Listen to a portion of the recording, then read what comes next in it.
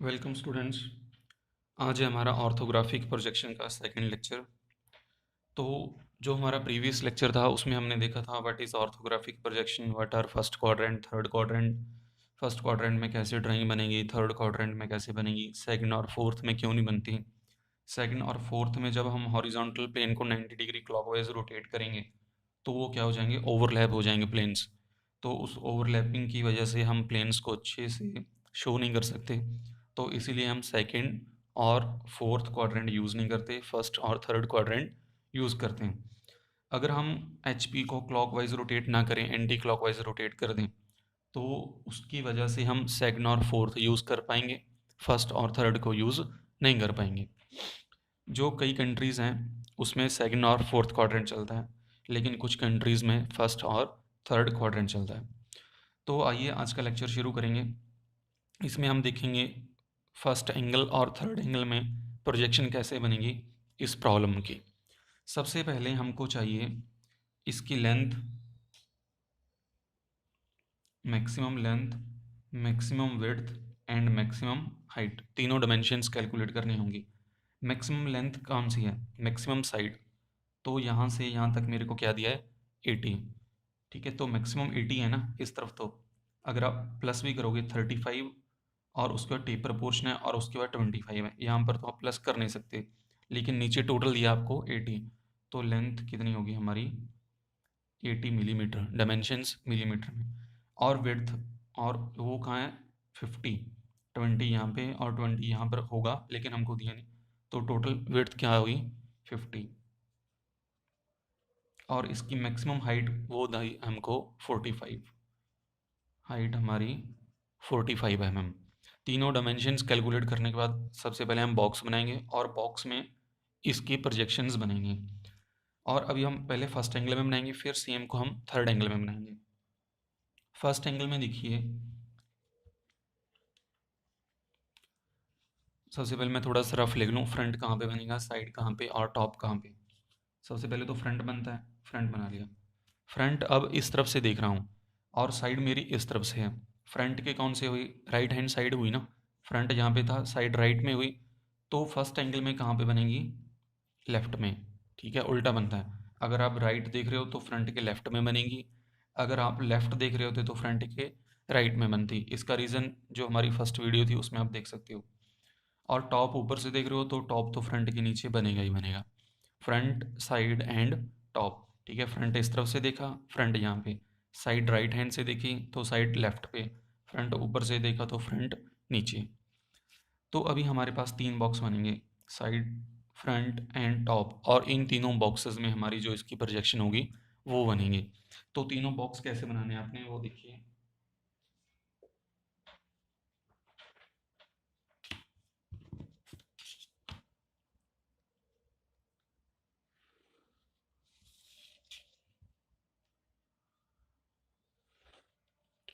आपके पास ऐसे एक कॉर्नर बनेगा, तो कॉर्नर के ऊपर आपने पहले कौन बनाना है, फ्रंट। यहाँ पे फ्रंट का बॉक्स बनेगा।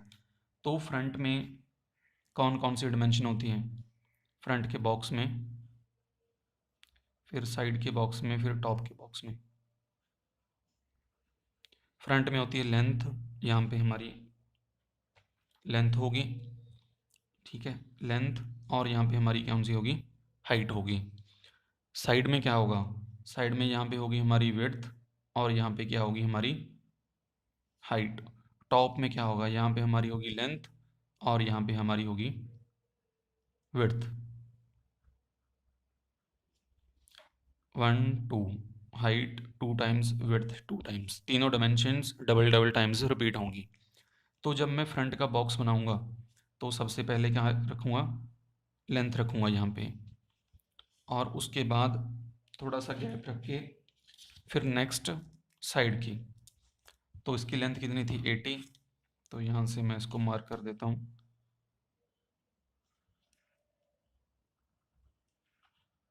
ये मैंने सबसे पहले लेंथ मार्क कर दी फ्रंट के लिए, और उसके बाद गैप रख सकते हो आप, स्पेसिंग जो आपके पास अवेलेबल है।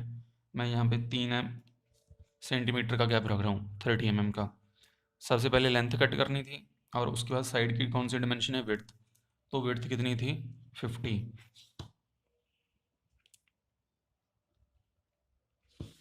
ये मेरी आई विड्थ यहाँ से यहाँ तक, और यहाँ से यहाँ तक क्या थी, लेंथ। ठीक है, इन तीनों को आप नीचे एक्सटेंड कर दो।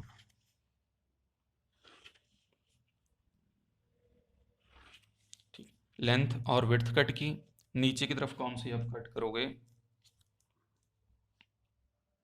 हाइट। हाइट कितनी दी है हमारे को, 45 mm।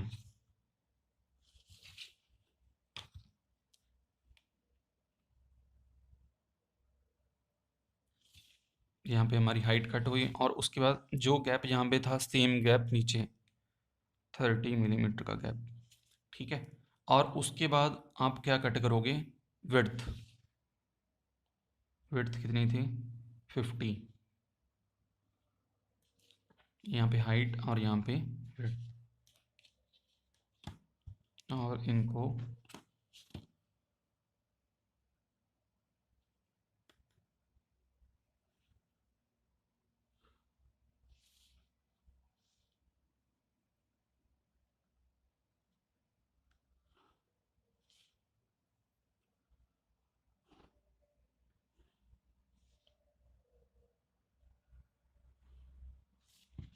अभी आपके पास देखिए बॉक्स बनेंगे, एक यहाँ पे, और एक यहाँ पे, एक यहाँ पे। ठीक है, तो इसमें लेंथ, विड्थ, नीचे हाइट और विड्थ, ये इसको आपको याद रखना होगा। और आप यहाँ पे भी देख सकते हो, फ्रंट में आपको लेंथ दिखेगी और हाइट दिखेगी, तो फ्रंट में लेंथ और हाइट लिखी, साइड में आपको विड्थ दिखेगी और हाइट दिखेगी, टॉप में आपको लेंथ दिखेगी और उसकी विड्थ शो होगी। तो सेम वे से मैंने इसके यहाँ पे नीचे 3 बॉक्स बना लिए। अभी इन बॉक्सेस में मेरा फ्रंट व्यू बनेगा, इस बॉक्स में साइड व्यू बनेगा। देखिए फ्रंट यहाँ पे, साइड लेफ़्ट की तरफ बना रहा हूँ, और टॉप तो नीचे था, फ्रंट की टॉप नीचे बना दी। और इस बॉक्स की मैं हेल्प लूँगा प्रोजेक्शन चेक करने के लिए कि मैंने सही बनाया है या गलत बनाया है। तो इसमें आप एक लाइन खींच लें, वो लाइन इस कॉर्नर को इस कॉर्नर से मैच कर दो, चाहे इसको इसके साथ मैच कर दो। तो आइए सबसे पहले हम फ्रंट व्यू देखते हैं, फ्रंट व्यू की प्रोजेक्शन कैसे बनेगी। तो फ्रंट आप कहीं से भी एक कॉर्नर स्टार्ट कर लो। तो मैंने सपोज दिस कॉर्नर को फिक्स किया, इस कॉर्नर को फिक्स कर दिया। ये वाला कॉर्नर कौन सा है, लेफ़्ट की तरफ, एक्सट्रीम लेफ़्ट और एक्सट्रीम बॉटम, सबसे नीचे है और सबसे लेफ़्ट में है। तो सबसे नीचे सबसे लेफ़्ट में यहाँ पे एक कॉर्नर आ गया, ये कॉर्नर और ये कॉर्नर सेम हो गया। तो इस कॉर्नर से सीधा कितना ना 80, तो इस कॉर्नर से मैं सीधा 80 mm, और उसके बाद ऊपर की तरफ कितना है 15, तो इस कॉर्नर से मैं ऊपर की तरफ जाऊंगा 15 mm। 15 mm चला गया, और उसके बाद फिर पीछे को कितना जाना है, पीछे को 15 छोड़ देना है, उतना बाकी आगे चला जाना है। तो 80 में से 15 माइनस कर दो आप, कितना हुआ 65।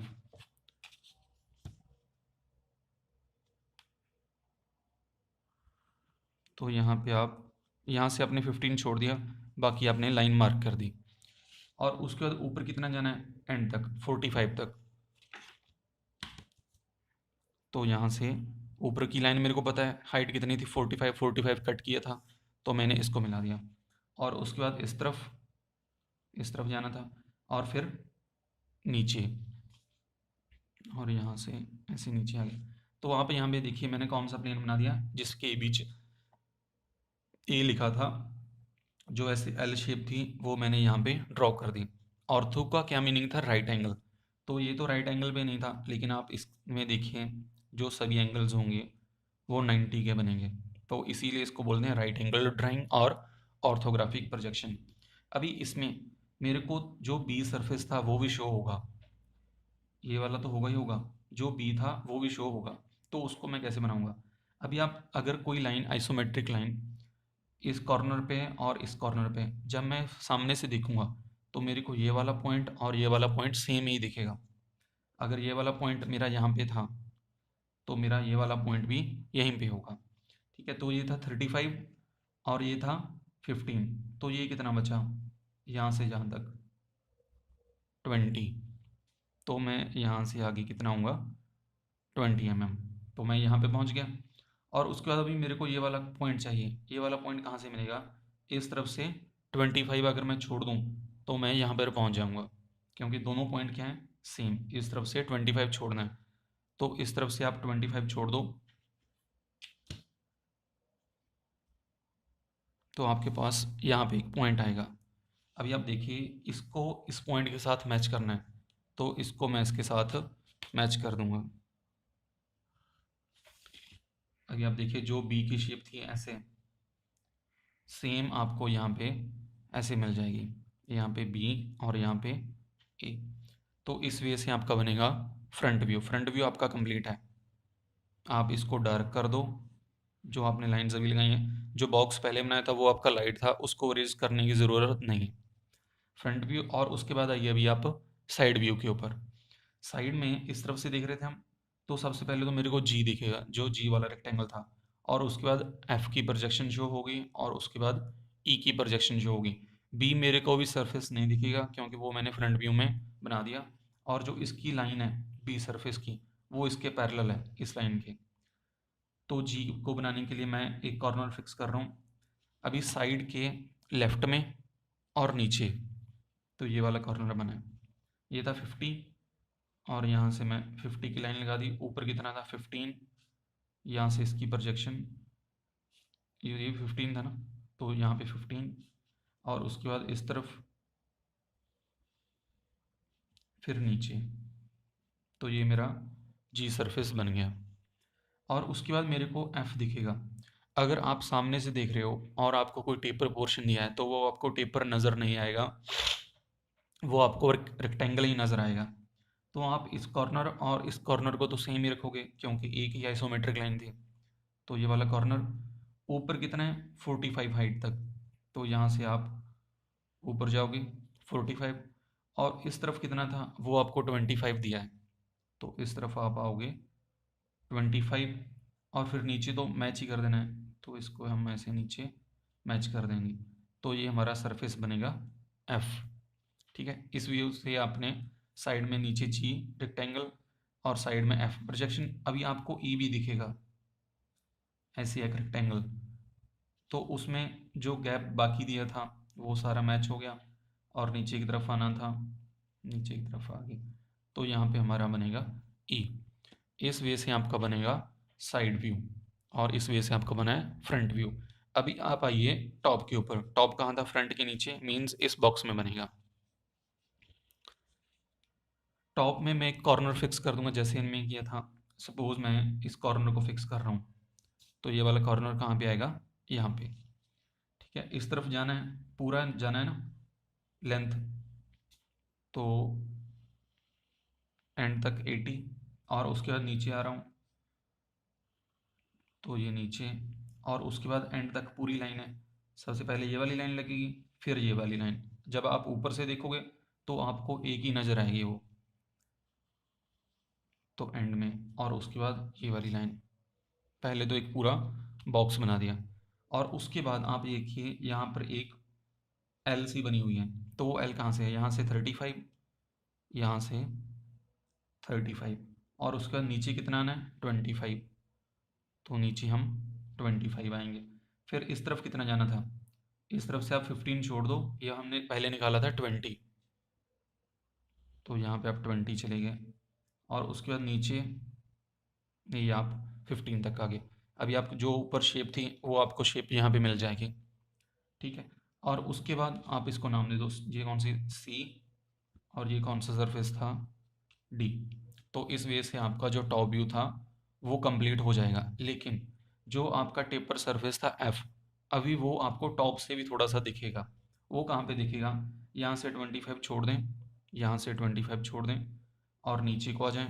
इसकी प्रोजेक्शन आ जाएगी। बेसिकली ये बी सरफेस क्या था? टेपर सरफेस था ना, तो इसकी आप प्रोजेक्शन नीचे खींच लो, और इसको मिला दो। यहाँ पर आपका एक बी सरफेस, सॉरी बी नहीं, ये था एफ, जो आपका टेपर था एफ, यहाँ पे आपका टेपर पोर्शन जो होगा।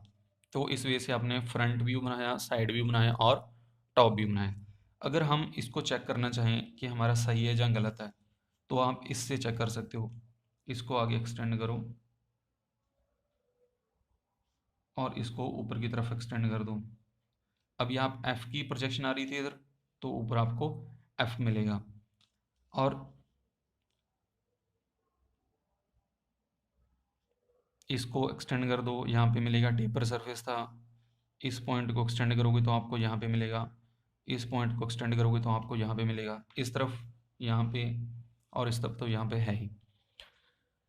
ये जो फोर्थ हमारा बॉक्स था वो आपको प्रोजेक्शन चेक करने के लिए, आपकी हेल्प करने के लिए कि आपने सही बनाया या गलत बनाया, जहाँ फिर कोई एक लाइन वो आपको समझ नहीं लग रही, जैसे यहाँ पे मैंने कितना छोड़ना था, तो मैं इसकी प्रोजेक्शन डायरेक्टली यहाँ पे मार्क कर सकता था। तो ये तो आपने पहले 3 व्यू बना लिए, front view, side view and top view इस प्रॉब्लम के। तो आप यहाँ पे इसको लिख सकते हो, कैपिटल्स में लिखना है सारा इसको, फ्रंट व्यू,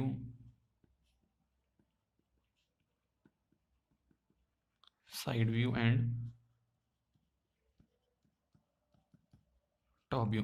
अगर इसके नीचे लिखा है तो इसके भी नीचे, इसके भी नीचे, और एक लाइन में चाहिए सारे। और इसकी अभी डायमेंशंस दीजिए। डायमेंशन देने के लिए हम जो लाइन यूज़ करेंगे, जैसे इस लाइन की डायमेंशन देनी है, तो इस लाइन से 1 mm छोड़ के जो गैप होगा 1 mm का होगा, और उसके बाद ऐसे लाइन लगाएंगे आप, और इसमें एरो बनेगा 3:1 की रेशो में। और इस लाइन के ऊपर डायमेंशन लिखोगे आप, वो लेंथ कितनी थी 80, तो यहाँ पे आपका आएगा 80। इसमें mm लिखने की ज़रूरत नहीं है आपको, आप लास्ट में लिख देना all dimensions are in mm, तो 80 mm। और इस लाइन की डायमेंशन देखिए, यहाँ से 1 mm छोड़ के,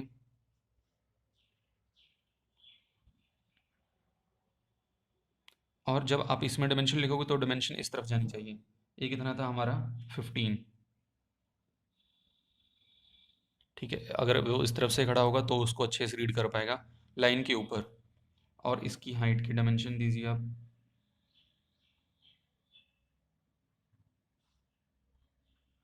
एरो 3:1 की रेशो में। और जो इसकी टोटल हाइट थी वो कितनी थी 45, यहाँ पे इसकी हाइट 45। और इसकी डायमेंशंस दीजिए आप, वो आप नीचे भी दे सकते हो यहाँ पे। जो डायमेंशन आपको यहाँ पे होगी वही डायमेंशन इस तरफ देनी है। जैसे इस टेपर पोर्शन की, इसकी डायमेंशंस हमारे को गिवन नहीं यहाँ पे, तो आप इसकी डायमेंशंस नहीं दे सकते। ये कितना था 35, ठीक है। और ये कितना था यहाँ से 25, आप इसकी डायमेंशंस लिख सकते हो 25। टोटल की डायमेंशंस 80 हमने पहले लिख दी। अभी आप इस विड्थ की डायमेंशंस यहाँ पे भी दे सकते हो, और यहाँ पे भी दे सकते हो। ये हमारा था 15, और इसमें हमने 15 लिख दिया, 45 लिख दिया, लेकिन यहाँ से यहाँ हाइट नहीं लिखी, तो 45 15 आप यहाँ पे मेंशन कर दिया, और ये हाइट आपकी अंडरस्टूड है। 45 में से 15 माइनस करो, जितना आएगा वो इसकी टोटल हाइट होगी। और इसमें आप इन दोनों का डिफरेंस लिख सकते हो,